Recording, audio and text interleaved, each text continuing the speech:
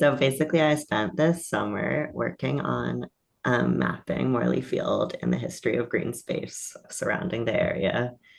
So here's a little bit of background on the project. So it's been like I've worked on it in three different projects that I split up into. So fall 2024, the main focus was on looking at aerial imagery to understand land use change in the area.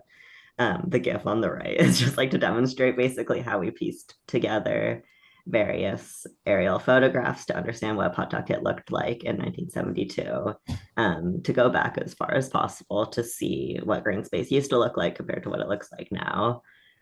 So that was a lot of digitization of past stuff. And then spring 2025 was a lot more spatial analysis to look at the patterns, more like just like geographic information science heavy stuff. And then I got to work on the project finally for this summer, which I was like cleaning up the maps and making it more effective communication tools. And then the main thing that I created with that was this story map. Did it effectively change tabs? I never know with Zoom whether it's okay, cool. So this is the story map. So I'll just go through, and then at the end, if people have questions or feedback or comments, I'm definitely really excited to hear people's input who are more involved with all of this and how to make the story map the most effective, or if things don't make sense, anything like that. So this is a strong rough draft of what it looks like, and I'm happy to make any changes. So it starts with this photograph that I took when I was visiting Morley Field. I'm sure if many of you are familiar with the image.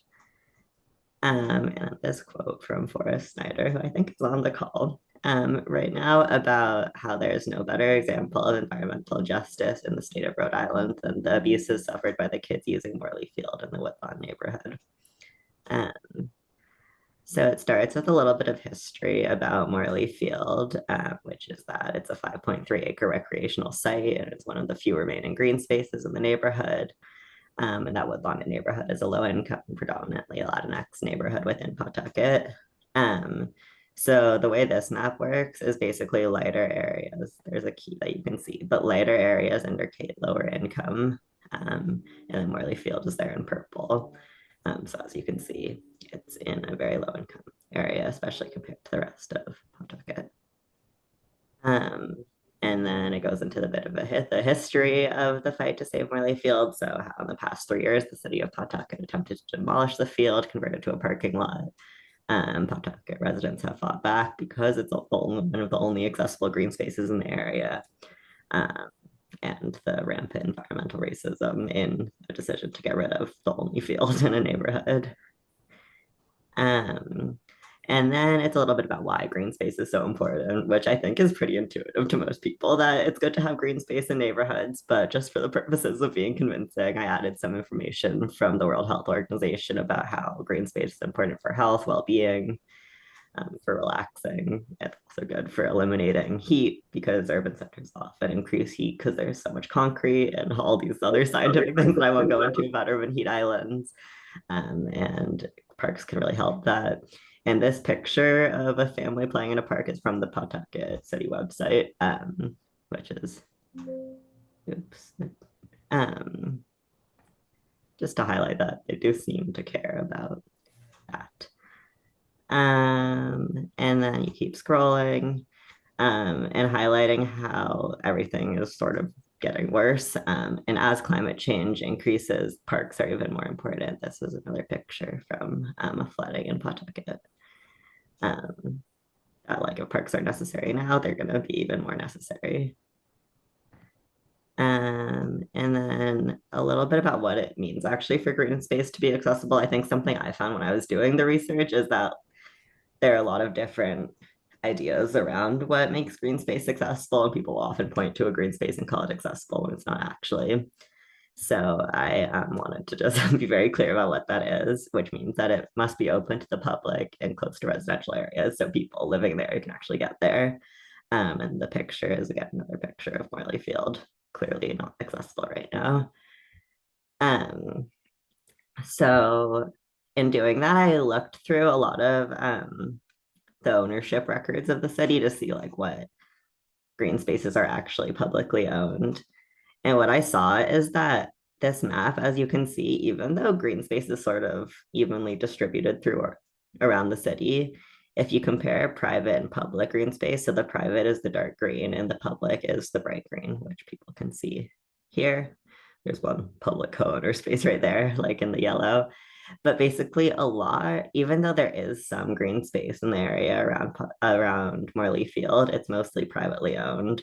So I found that was helpful to show that like the green space that exists is mainly this like huge privately owned area over here, which I think is a cemetery.